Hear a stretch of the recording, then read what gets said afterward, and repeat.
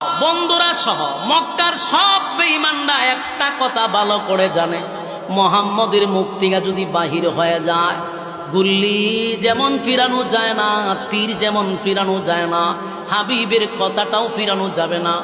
উকবায় বুঝতে পারছে আমার উপরে মুসিবত আছে। আল্লাহ নবী বলেন, উকবা শুন, মক্কার বাহিরে যাবি না। আমি নবী তোরে সাবধান করে দিলাম, যদি মক্কার এরিয়া তুই বাহির হস, তোর বডি থেকে মাথা আলাদা হয়ে যাবে, তোর কল্লা জায়গায় থাকবে না। আমারে তুই যে কষ্ট দিছস, আমার আরশের মালিক তা বরদাস্ত করতে পারে নাই। আল্লাহর হাবিবের কলিজাটা ভেঙে টুকরা টুকরা হয়ে গেছে।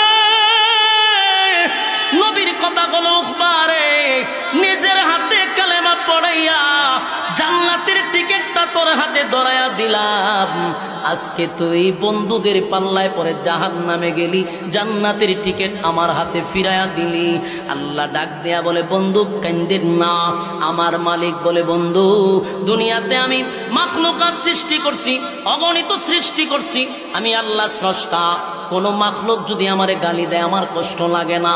অসংখ্য বান্দারা আমারে গালি দেয়, আমার বান্দা আমারে গালি দেয়, কিন্তু আমি মালিক তার প্রতিবাদ করি না, সাথে সাথে গজব দিয়া মারি না, আমি ঠাডাও ফালাই না, গজবও দেই না। আমি বানাইছি বান্দার একটু সমস্যা হইলে আমারে গালি দেয়, এরপরও যদি বান্দা সকালে গালি